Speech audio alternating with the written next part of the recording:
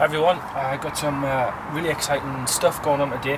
I've just received 10 root pouch fibrous grow containers from grownuphydroponics.com, and what they are, very similar to the airport containers.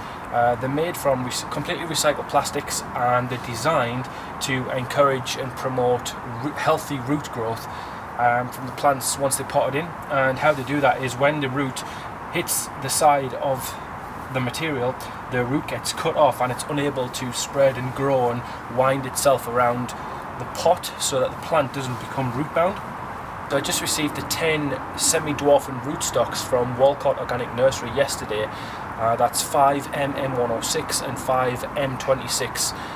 And the reason why I've got 5 of each is because I'm up in the northeast of England, just off the sort of the coast, and we have I don't know, colder climate I suppose, and Kent and Herefordshire and places where the apples normally grow. So what I want to do is I want to test the rootstocks up here in this environment just to see which one does better. The plan is to graft the Hornsea Heron scions that I received from Backyard Larder onto the rootstocks, and some other scions that I haven't yet received yet, and I don't know what they're going to be, but I've been told they're going to be rare and heritage varieties, so I'm really excited about them, to receive them when they come. And so the plan with this is I'm going to fill this up with some compost. I'm going to get the rootstocks in here, all 10 of them, and then I'm going to leave them for probably 2 or 3 weeks, just to kind of let them acclimatise and build the energies up.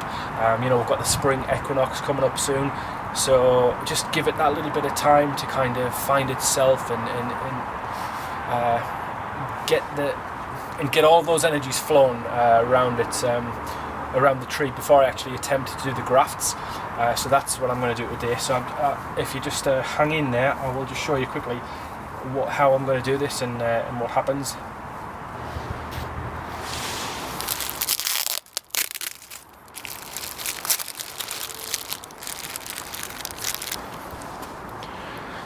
So the first ones out are these long ones, and they're about 1.5 meters in length from the tip of the root to the buds at the very top.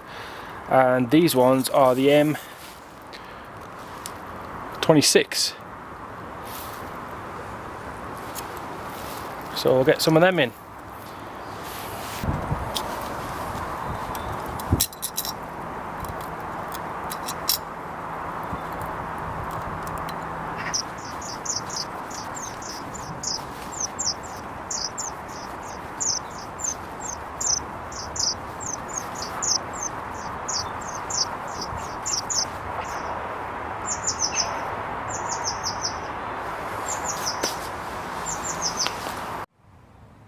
And I just did the same process for the M106. So that's it, I've got them all potted up.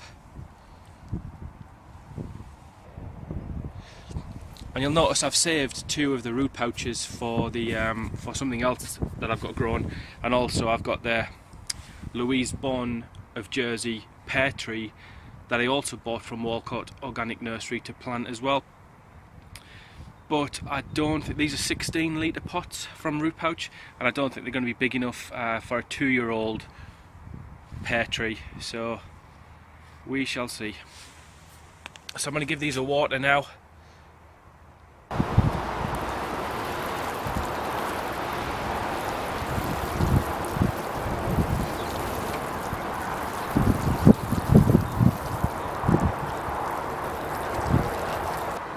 So that's it, the rootstocks are all planted up now. I've got scions in the house, in the garage. I've got some more scions on the way. I'm going to give these a few weeks to do some magic, and then I'll start to attempt to do my first grafts. But I suppose what I want to talk about as well is it's been a few weeks since my last video, and the plan was since the last video was to go away to do some research to try and build a viable business case around the idea of an orchard, whether that be a fruit orchard in terms of traditional fruits like apples, or if it were to be a nut orchard, And what I can say is that I have been doing that.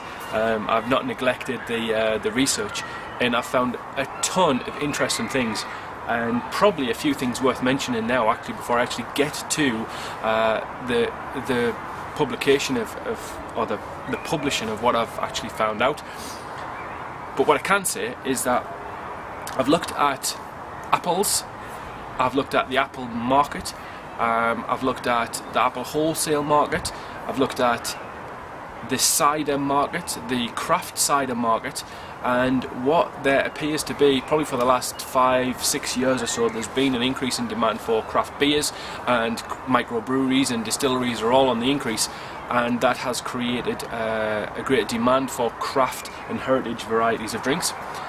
In terms of apples and orchards, cider has seen a resurgence in the last few years, partly down to the Bulmers, the Magnus push 5-6 years ago, maybe more than that now, and that's been an upward trend. But in my first initial thought was, look, there's just so many other companies trying to do this, it would be so difficult to stand out among such a prestigious crowd. You know, there's some really good distilleries and brewers out there who are making and orchards who are making some awesome craft cider.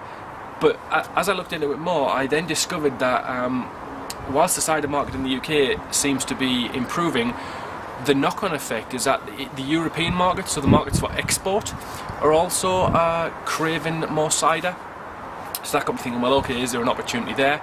But generally speaking, from my point of view, there does appear to be good market opportunities for an apple orchard, whether to produce cider on your own or to produce heritage apple varieties for the established cider manufacturers and presses to use your apples to make heritage cider and let them deal with all the hassle of, you know, exporting these products. Because at the end of the day, my interest, it's not really in producing cider and exporting these things. My interest really is in the trees and just growing stuff that wouldn't normally be grown up here. So that's really my interest. So trying to stick in that sort of sphere of interest, probably there is a market there for apples, but you know, they take 5-6 years to get going and stuff, so will things still be the same in 5 or 6 years? But that's basically where I'm at now. So this is really an episode 2.5, because there's still loads more to look at in terms of nuts, because the initial reaction was, look, cider's too competitive, apples are too competitive,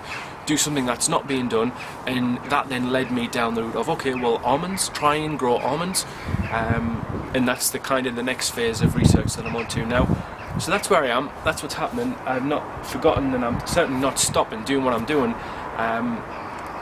As well as in the meantime, I've been attending a few social enterprise and community-led meetings and town hall events, and you know, it would be, I'd love to create a community orchard, and so that's all to think about. So basically that's where I am.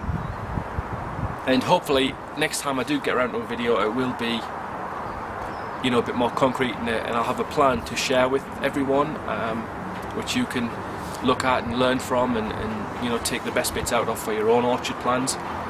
But yeah, that's where we are. So I'll see you next time. Cheers.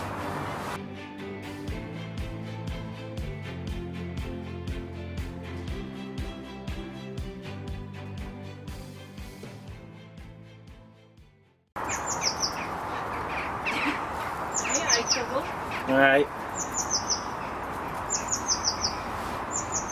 Delicate operation this, you know. What? Delicate operation. Not nuggets? No. I'll be carrying out a delicate operation.